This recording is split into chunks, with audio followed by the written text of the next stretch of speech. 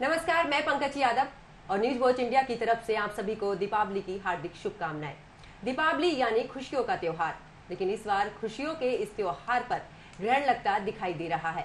जी हाँ, दीपावली पर महालक्ष्मी और श्री गणेश की पूजा का बहुत ही ज्यादा महत्व है। मान्यता है कि यदि आप सच्चे मन और विधि विधान से पूजा करते हैं तो धन की देवी माँ लक्ष्मी और बुद्धि के देवता गणेश आपसे प्रसन्न रहेंगे। आपका पूरा साल अच्छा बीतेगा और आप पर लक्ष्मी गणेश जी की कृपा बनी रहेगी। दीपावली की रात सर्वार्थ सिद्धि की रात मानी जाती है। ऐसे में शुभ मुहूर्त पर विधि विधान के साथ पूजन करने से जीवन में खुशियां आती हैं। लेकिन इस साल दीपावली पर सूर्य का ग्रहण लग रहा है, तो ऐसे में जानते हैं कि सूर्य ग्रहण के प्रकोप से कैसे बचा जा सके। तो हमारे साथ मौजूद हैं पंडित चंद्रशेखर शर्मा, जिनसे हम जानेंगे कि इस बार दीपावली पर पड़ने वाले सूर्य ग्रहण से कैसे बचे। पंडित जी, स्वागत है आपका न्यूज वॉच इंडिया पर। पंडित जी, सबसे पहला सवाल तो देखिए मेरा यही है कि दीपावली की जो पूजा होती है, इसको लेकर लोग काफी मन में ये चीजें सवाल रखते हैं कि आखिरकार हम पूजा कैसे करें ताकि पूरे साल धन लक्ष्मी हम पर प्रसन्न रहे, बुद्धि के देवता श्री गणेश की कृपा हम पर बनी रहे। तो किस तरीके से ये जो पूजा है दीपावली की वो दर्शक कर सकते हैं? या श्री स्वयं सुकीर्तिनां भवने स्वलक्ष्मी पापात्मनां कृतधियां हृदवेष्वबुद्धि श्रद्धा सताङ्कुलजन प्रभुव स्वलज्जां तां त्वां नता स्म परिपालय देवी विश्वम्। नमस्कार पंकज जी, आपने जो सवाल किया है कि किस प्रकार हम लक्ष्मी गणेश की पूजा करें और पूजा का शुभ मुहूर्त क्या है, बहुत अच्छा सवाल है आपका। बहुत बहुत शुभकामनाएं, बहुत बहुत हार्दिक स्वागत आपका भी करते हैं। धन्यवाद पंडित जी। तो मैं सबसे पहले आपको पूजा का शुभ मुहूर्त बताता हूं। दीपावली की शुभ मुहूर्त जो है 24 अक्टूबर की रात को प्रथम मुहूर्त जो है वो 5:07 से 5:24 तक प्रथम मुहूर्त है, जिसमें हम भगवान गौरी गणेश की पूजा कर सकते हैं, लक्ष्मी उपासना भी कर सकते हैं। दूसरा मुहूर्त जो व्यापारी वर्ग अपने घर जाके जब पूजा करते हैं, द्वितीय मुहूर्त उसको बोलते हैं, वो 7:01 से 8:57 तक द्वितीय मुहूर्त है। और श्री गणेश लक्ष्मी जी के आगे दीपक जलाकर उनको भोग लगाकर नैवेद्य का भोग लगाना, या खील जो धान की खील बनाते हैं, खील का खिलौने का उसका भोग लगाना, और चांदी का सिक्का उनके चरणों में अर्पित करना, घृत धारा घी की धारा लगाते हैं, बसोर धारा जिसको संस्कृत में बोलते हैं बसोर धारा, बसोर धारा लगाकर भगवती से यही प्रार्थना करी जाती कि हे माँ हमारे यहाँ हमेशा के लिए विराजमान रहे। दूसरा आपको एक विशेष मुहूर्त बताता हूँ जिसको निशीथ साधक करते हैं। निशीथ साधक जिनको लक्ष्मी की बहुत प्रबल आकांक्षा होती है और तंत्र विद्या में जिसका प्रयोग करते हैं उसको निशीथ साधना कहते हैं। तो निशीथ साधना वाले साधकों के लिए रात 1:29 से 3:43 तक का बहुत विशेष ही मुहूर्त है, जिसमें इतने थोड़े से ही कम समय में लक्ष्मी भगवती का पूजन करके बहुत सारा प्रभाव उसका पा सके। दूसरा एक रात्रि जागरण का मुहूर्त भी है जो पूरी रात लक्ष्मी के लिए करते हैं। रात्रि 8 बजे से लेकर सुबह 4:30 तक पूरा निश्चित काल का मुहूर्त है। इसमें साधक पूरी रात 8 बजे से बैठकर 4:30 तक भगवती लक्ष्मी की आराधना करे, लक्ष्मी मंत्र का जाप करे। बिल्कुल। और सबसे बड़ी बात मैं आपको एक बताना चाहता हूं, जो लोग लक्ष्मी के लिए बहुत ज्यादा हतोत्साहित हैं, प्रयासरत हैं, तो उनके लिए बिल्व पेड़ की समिधा, बिलपत्र आप समझ सकती हैं, बिलपत्र जो भगवान शिव पर बिलपत्र चढ़ाया जाता है, बेल का वृक्ष, उसकी समिधाओं में गाय के देसी गाय का घी, उसकी आहुति लगाकर श्री सूक्त के पाठ के द्वारा, और उसमें संपुट भी एक लगाना चाहिए। संपुट का मंत्र मैं एक बता देता हूं। ओम श्रीम ह्रीम श्रीम कमले कमलालये प्रसीद प्रसीद महालक्ष्म्यै नमः। ओम श्रीम ह्रीम श्रीम ओम स्वाहा। ये संपुट मंत्र के बाद में फिर एक बार श्री सूक्त बोला।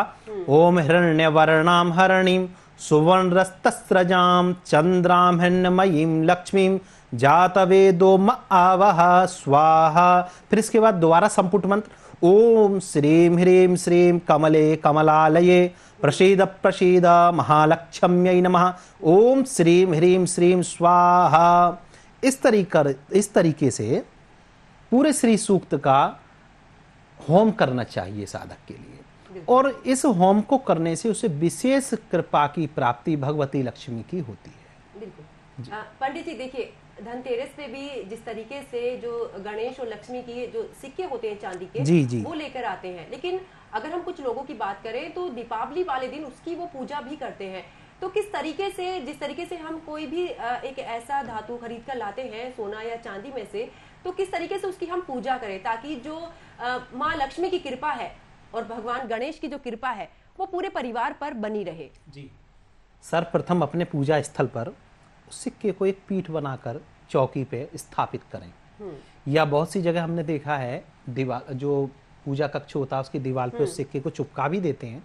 चिपकाने के बाद में सर्वप्रथम उनको 4 बार जल देना चाहिए। पाद्य हस्त्योर्घ्यम पाद्योपाद्यम मुखे आचमनियम सर्वांग स्नानियम जलम समर्प्यम। 4 बार भगवान को जल देने के बाद में स्नान कराएं। पंचामृत हो सकता है तो पंचामृत से स्नान कराएं। स्नान कराने के बाद में उनके कुमकुम से तिलक करें, चंदन चावल और षोडश प्रकार से षोडशोपचार से उनकी पूजा करें।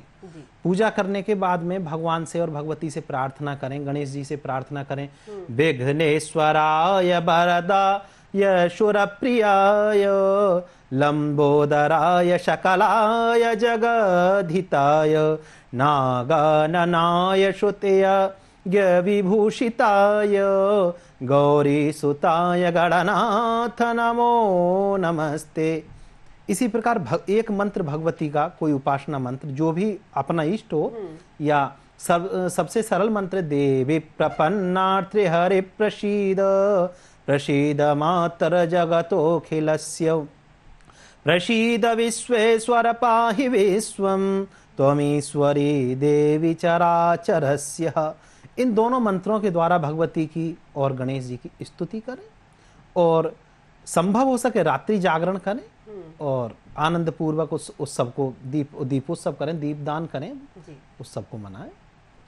पंडित जी देखिए, बात अगर हम पूजा की कर रहे हैं, क्योंकि इस दौरान सबसे ज्यादा अहम लगता है कि लोगों को पता नहीं होता कि कौन कौन सी सामग्री हम पूजा के दौरान इकट्ठा करें और किस तरीके से हम पूजा में वो सामग्री अर्पित करें। तो मैं चाहूंगी कि आप दर्शकों को एक बार जरूर बताइए कि कौन कौन सी ऐसी सामग्री में हम चीजें इस्तेमाल करें ताकि जो माँ लक्ष्मी की कृपा है वो बनी रहे। देखो, मैं सबसे पहले आपको एक बात बताना चाहता हूँ। षोडशोपचार पूजा तो सारे देवी देवताओं के विधि विधान से की जाती है, लेकिन कुछ पदार्थ ऐसे होते हैं जो देवताओं को विशेष प्रिय होते हैं। जैसे भगवती लक्ष्मी को कमल की माला, जी, कमलानने, उन्हें कमलानने भी कहा जाता है, कमले कमलालय प्रसीद। तो कमल की माला भगवती को बहुत प्रसन्न, मतलब बहुत ज्यादा पसंद है। उनके लिए कमल की माला का अगर व्यवस्था हो जाए तो सोने पे सुहागा है। और कमल की माला भी नहीं अगर प्राप्त हो सकती है तो कमल गट्टा जो आता है, कमल गट्टा की माला घर पर बना लें और भगवती को अर्पण करें। बिल्कुल। बाकी नैवेद्य में उन्हें खीर का भी भोग लगा सकते हैं, खोबई की किसी भी चीज का, पेड़ा का, बर्फी का भी भोग लगा सकते हैं। लेकिन घी, गाय का घी जो है वो अमृत के समान है, उसकी बसोर धारा जरूर करें भगवती को। बिल्कुल। पंडित जी देखिए, जिस तरीके से बात अभी पूजा की चल रही है, और हमारे यहाँ पर कुछ जगह पर ऐसा क्या होता है कि जो चावल की जो खीलें होती हैं या बताशे होते हैं, जी, उनका विशेष महत्व होता है दिवाली की पूजा में। हाँ जी, तो किस तरीके से उनसे हम पूजा कर सकते हैं? देखो जी, हर जगह जितने भी हिंदुस्तान में सनातन पद्धति में जहाँ भी दीपावली का त्योहार मनाया जाता है तो वहाँ खील तो रखते ही हैं धान की। जो अब ऐसा है, हमारे यहाँ सबसे ज्यादा इस समय धान की कटाई चल रही है और धान की निकासी हो रही है, तो इस समय जो मौजूद ताजा जो अनाज है वो धान है। तो दिवाली के अवसर पर धान ही सबसे ताजा अनाज होता है, तो भगवती को धान के अनाज को भूंज के वो खील बनाई जाती है, उसी का भोग लगाती हैं ज्यादातर। तो ये तो परंपरा है, जो भी जिस सीजन में जिस समय पे जो फल चल रहा हो, जो अनाज चल रहा हो, उसका भोग लगाना चाहिए। तो इसीलिए हम धान के खील का भोग लगाते हैं। अगर मैं ग्रहण के समय की बात करूं, कौन से समय से शुरू है भारतीय समय के अनुसार, और कब इसका जो असर है वो पूरी तरीके से खत्म हो सकता है? और साथ ही ये भी जानने की कोशिश करेंगे हम कि देखिए, कहते हैं कि जब ग्रहण पड़ता है तो जो प्रेग्नेंट लेडी होती है उसको बहुत ज्यादा एहतियात बरतने होते हैं, तो जी। किस तरीके से लोग उस दौरान सबसे ज्यादा दान पुण्य करें और क्या क्या दान पुण्य करने से यश मिलता है? जी, देखो मैं आपको सबसे पहले बताना चाहता हूं, सूर्य ग्रहण में जो भी दान पुण्य किया जाता है या जो भी जप तप जो भी साधना हम कर रहे हैं वो अनंत गुना फल की प्राप्ति होती है। तो सूर्य ग्रहण 25 अक्टूबर को 4:30 बजे से शुरू है। सूर्य ग्रहण में या चंद्र ग्रहण में सूतक जो लग जाते हैं 12 घंटा पहले लग जाते हैं। अच्छा। तो सुबह 4:30 बजे से सूतक प्रारंभ हो गए, भगवान के मंदिरों के सब पट बंद हो जाएंगे और जब ग्रहण शुरू हो जाए तो हम सभी को भगवान का कीर्तन जो भी कर सकते हैं, कीर्तन जप गंगा स्नान करना, पुण्य दान करना, कुछ भी कुछ ना कुछ करते रहना चाहिए और ये हमें सूर्यास्त के समय तक करना है। जी। हमारे यहाँ प्रभाव सूर्यास्त में खत्म हो जाएगा, सूर्यास्त होते ही ग्रहण का प्रभाव बिल्कुल खत्म हो जाएगा हिंदुस्तान में। तो मुहूर्त तो वही रहेगा। लेकिन आप सूर्य ग्रहण के विषय में जो चर्चा कर रही हैं, तो सूर्य ग्रहण के लिए सुबह मैंने आपको जो निशीथ काल में जागरण बताया था, सुबह 4:30 बजे तक करना है, क्योंकि सुबह 4:30 बजे से सूर्य ग्रहण के सूतक लग जाएंगे। सूतक हमेशा 12 घंटा पहले लगते हैं, ग्रहण से 12 घंटे पहले सूतक शुरू हो जाता है। तो क्योंकि दूसरे दिन 4:30 बजे से सूर्य ग्रहण है, तो सूर्य ग्रहण जब 4:30 से है तो सुबह 4:30 से सूतक प्रारंभ हो गए। सूतक प्रारंभ होने में कोई भी उपासना नहीं करी जाती है। तो उसके लिए ये उपाय ये है, तुलसी पत्र रविवार में तो तोड़ा नहीं जाता है, तो आज शनिवार में उसको रख लिया जाए और सभी खाद्य सामग्रियों में तुलसी पत्र डाल दिया जाए और रख दिया जाए। उसके बाद में सुबह 4:30 से सूतक प्रारंभ हो गए, शाम को 4:30 से ग्रहण शुरू हो गया। ग्रहण काल में भगवती की और उपासना करते रहें, जो भी उपासना जो भी अपना इष्ट है उसकी उपासना करें। सूर्य ग्रहण में लाखों अनंत गुना फल की प्राप्ति होती है। अच्छा, दूसरी चीज हमारे भारत में मानता है सूर्यास्त, आपके जो ग्रहण है वो सूर्यास्त के बाद तक है, लेकिन सूर्यास्त के बाद में हमारे यहाँ ग्रहण का कोई प्रभाव नहीं माना जाता है। तो जब तक सूर्यास्त ना हो तब तक ग्रहण का प्रभाव रहेगा। दूसरे दिन और उसके अगले दिन भाई दूज मनाई जाए। बिल्कुल। भाई दूज का बिल्कुल कोई भी बहन भाई के उस पर कोई भी प्रभाव नहीं है। थोड़ा राशि पर प्रभाव रहेगा, वो भी किंचित राशियों पर, कोई विशेष ऐसा प्रभाव भी नहीं है। थोड़ा प्रजा पर और राजा पे थोड़ा सा उसका प्रभाव देखने को मिलेगा। कोई विशेष बहुत बड़ा अनिष्टकारी ऐसा नहीं है जो लोग गलत फहमी बना रखे हैं, ऐसा कोई अनिष्टकारी नहीं है। पंडित जी देखिए, दिवाली के अगले दिन गोवर्धन की पूजा होती है, लेकिन इस बार ग्रहण है, तो जिस तरीके से क्या जो वो पूजा है, अगर बात हम गोवर्धन की पूजा की करें तो उसे किस तरीके से लोग कर सकते हैं? क्योंकि कहीं ना कहीं लोगों के मन में एक डर भी रहेगा और कहने में ये भी बातें आती हैं कि त्योहार को लेकर मुहूर्त तो देखा ही जाता है, लेकिन जिस तरीके से सूर्य ग्रहण पड़ता है उसको लेकर भी तरह तरह की जो भावनाएं हैं लोगों के मन में आती हैं।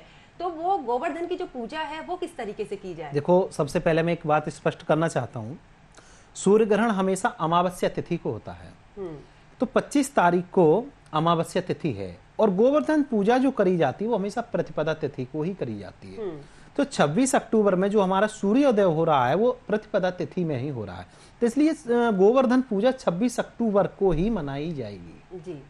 पंडित जी, सबसे अहम यह है कि देखिए, जिस तरीके से दीपावली की अगर हम बात करें तो माँ लक्ष्मी की तो कृपा होती है, लेकिन गोवर्धन में कहीं ना कहीं जो विष्णु भगवान है या जो कृष्ण जी हैं उनका एक अलग ही वरदान लोगों को प्राप्त होता है। तो किस तरीके से उस त्योहार को लेकर, उसकी पूजा को लेकर क्या क्या चीजें करनी चाहिए? देखो, ये अपने अपने यहाँ वैसे एक वैदिक परंपराएं भी हैं, लौकिक रीतियां भी हैं। सबसे पहले तो हम लोगों को जो करना चाहिए, मध्याह्न काल में गौ और गौ के बस मतलब गौ के बछड़े की पूजा करें, तिलक लगाएं, स्नान कराएं, उनको आरती करें, उनको खिलाएं, कुछ ना कुछ अच्छा उनको खिलाना चाहिए। आटे की लोई बना लीजिए, मिठाई हो, कुछ भी उनको खिलाएं। उसके बाद में 12 बजे भगवान की आरती, गोवर्धन महाराज की निमित्त भगवान कृष्ण की आरती करनी चाहिए। शाम को जो आपने परिवारों में देखा होगा, गोबर से हर किसानों के घरों में बनाते हैं गोवर्धन महाराज को, उनकी पूजा जो जिस प्रकार से वो करना चाहिए, अठावरी करके उनको पूजें। और हर गांव में अभी तो ग्वाले आते हैं, ग्वाले उनको आते हैं, अपने मंत्र बोलते हैं, उनका देसी भाषा में कोई मंत्र है उनसे अपना करके जाते हैं और गोवर्धन की पूजा हो जाती है। और दूसरे दिन जब भाई दूज आती है तो जहां पर गोवर्धन महाराज की स्थापना करते हैं उसी जगह को साफ करके लीप करके वहीं पे बहन भाई का तिलक करके और भाई दूज का त्योहार मनाते हैं। उसको यम द्वितीया कहा जाता है। यम द्वितीया में बहन की तर्जनी उंगली में अमृत होता है और वो अपने भाई की रक्षा के लिए यमराज से भी लड़ सकती है जी। इसलिए भाई की रक्षा के लिए भी बहन का आशीर्वाद मानना चाहिए भाई दूज का त्योहार। बिल्कुल। पंडित जी, बात अगर हम यहाँ पर राशिफल की करें, क्योंकि देखिए जो आज के समय में है, लोग राशिफल को लेकर बहुत ज्यादा मानते हैं कि कहीं ना कहीं वो घर से बाहर निकलते हैं तो राशिफल को देखकर ही निकलते हैं कि क्या हमारा जो कार्य है वो सिद्ध होगा कि नहीं होगा। तो किस तरीके से दीपावली पर हमारे दर्शक जो अलग अलग राशि के हैं वो किस तरीके से पूजा कर सकते हैं? कौन कौन से कपड़ों का महत्व, क्योंकि कपड़ों का महत्व बहुत ज्यादा माना जाता है, तो कौन कौन से कपड़े ऐसे वो पहन सकते हैं राशि के अनुसार, ताकि जो पूजा का महत्व है वो और भी ज्यादा बढ़ जाए? देखो, मेष राशि के जो जातक हैं उनको रक्त वर्ण मतलब लाल कपड़ा पहन के भगवती की उपासना करनी चाहिए। और वृषभ राशि वाले जो हैं, जो शख्स हैं, उनको श्वेत वस्त्र पहनकर भगवती की उपासना करें। मिथुन राशि के जो जातक हैं उनको हरित रंग का प्रयोग करना बेहतर होगा। कर्क राशि के जो जातक हैं उनको भी श्वेत वस्त्र पहनकर उपासना करनी चाहिए। सिंह राशि के जातक पीले वस्त्रों का प्रयोग करें जी। कन्या राशि के जातक भी पीले वस्त्रों का प्रयोग करें। तुला राशि के जातक श्वेत वस्त्रों का उपयोग करें। वृश्चिक राशि के जातक भी पीले वस्त्रों का उपयोग करें। धनु राशि के जातक रक्त वर्ण लाल रंग के कपड़ों का प्रयोग करें। मकर राशि के जो जातक हैं उनको धुंधले कपड़े का प्रयोग करना चाहिए। और कुंभ राशि के जातकों को श्वेत वस्त्र या छींटदार कपड़ा का प्रयोग करना चाहिए। और मीन राशि के जातकों को पीत वर्ण पीले रंग के कपड़ों का प्रयोग करके भगवती को उपासना करनी चाहिए। उसका उनके लिए विशेष महत्व मिलेगा। बिल्कुल। पंडित जी, देखिए जिस तरीके से बात अगर हम कलश की करें, क्योंकि कुछ लोगों के यहाँ पर कलश भी रखा जाता है, तो कुछ लोगों को ये भी नहीं महत्व पता होता कि कलश को उठा दिया तो जाता है, लेकिन जिस तरीके से उसकी स्थापना होती है उसको एक उठाने का भी एक अपना तरीका होता है, एक मुहूर्त होता है। तो इस दौरान लोग क्या कुछ कर सकते हैं, किस तरीके से कौन से महत्व को वो समझ सकते हैं? देखो, कलश स्थापना हिंदू धर्म में किसी भी पूजा पाठ में सबसे महत्वपूर्ण कलश स्थापना होती है। सर्वे तीर्थानि मतलब कलश का स्थापना का मतलब है कि जितने भी समुद्र हैं, जितनी भी नदियां हैं, सबका जल आपके अंदर समाहित है। कलशस्य मुखे विष्णु कंठे रुद्रा समाहिता, कि कलश के मुख में विष्णु है, कंठ में भगवान रुद्र हैं। इसी प्रकार से कलश को एक पूरे अद्भुत मानव का रूप दिया गया है, एक ईश्वर का रूप मानकर जो जिनकी उपासना कर रहे हैं उनके निमित्त हम उसी रूप को कलश में स्थापित करके उनकी पूजा कर रहे हैं, भगवती के रूप में पूजा कर रहे हैं। जैसे भगवान कृष्ण ने गीता में कहा भी है कि यथा माम प्रपद्यन्ते यथा माम भजामि। इसी प्रकार से कलश में हम जिस देवी देवता के निमित्त कलश की स्थापना करते हैं उसमें उसका प्रादुर्भाव हो जाता है, उसको उसी निमित्त पूजन करना चाहिए। बिल्कुल। लेकिन जिस तरीके से अभी आपने कलश के बारे में बताया कि जो हमारे 33 करोड़ देवता है उनका जो वास है वो कलश में होता है, लेकिन जिस तरीके से हम कलश की स्थापना करते हैं, अक्षत भी उसके नीचे रखा जाता है, तो उस अक्षत का क्या महत्व होता है और किस तरीके से, क्या जिस तरीके से बोला जाता है कि जो पक्षी है उसको वो डाल दिए जाते हैं, तो कितना सही है और इसके अलावा क्या कुछ और महत्व है? मैं आपको बताना चाहता हूँ, आप किसी को भी कोई स्थान दे रहे हैं तो उसके लिए आसन देना होता है। हाँ जी। इसी प्रकार जब कलश में सारे देव लोग आपने स्थापित किए हैं तो उनके नीचे आसन के स्वरूप में अक्षत देते हैं। आसन के रूप में उनको अक्षत उनके नीचे बिछा दिया गया। अब उनके ऊपर कलश स्थापित कर दिया। अब पूजा निवृत्त होने के बाद में कलश के जल को आप किसी पेड़ में, तुलसा जी में कहीं भी उसको चढ़ा दिया। अब वो अक्षत जो आसन के रूप में अक्षत है उसको खाने में अपने प्रयोग तो नहीं करना चाहिए, इसलिए वो जंतु इनके पक्षियों के लिए, पक्षियों के निमित्त उनको डाल दिया जाता है। बिल्कुल। पंडित जी, एक आखिरी सवाल और एक आखिरी सुझाव यही है कि देखिए जिस तरीके से दीपावली का पर्व है, तो मैं चाहूंगी कि आप ना कुछ ऐसी चीजें बताएं ताकि जो दीपावली का पर्व है हमारे दर्शकों को वो और भी ज्यादा उनके लिए महत्वपूर्ण हो पाए। बस मैं यही कहना चाहूंगा, जिन जातकों के लिए, जिन महापुरुषों के लिए लक्ष्मी के लिए ज्यादा चिंतित हैं, उनको सिर्फ एक बीज मंत्र बता रहा हूं मैं। ओम श्रीम श्रीयै नमः। इस बीज मंत्र का पूरी रात्रि जाप कर सकते हैं। इसका उनके लिए देखने के लिए अलग प्रभाव मिलेगा, अलग प्रादुर्भाव होगा, भगवती कृपा होगी।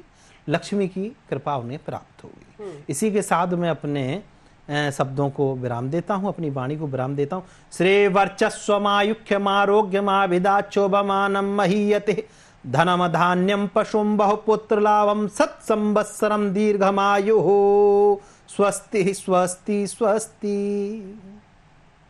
जी बहुत बहुत धन्यवाद पंडित जी, आप हमारे कार्यक्रम से जुड़े और हमारे दर्शकों को तमाम तरह की जो पूजा की विधि है वो आपने बताई है, क्या महत्व है दीपावली का और किस तरीके से पूजा कर सकते हैं, शुभ मुहूर्त क्या है, तमाम तरह की जो चीजें हैं वो आपने बताई हैं। देखा आप लोगों ने कि इस दीपावली के त्योहार का कितना महत्व है और इस दिन सही विधि विधान से पूजा करने पर घरों में सुख समृद्धि आती है। तो आप भी दीपावली पर सही विधि विधान के साथ में पूजा अर्चना कर श्री गणेश और मां लक्ष्मी को प्रसन्न कर सकते हैं। तो मेरी तरफ से आप सभी को दीपावली की ढेर सारी शुभकामनाएं।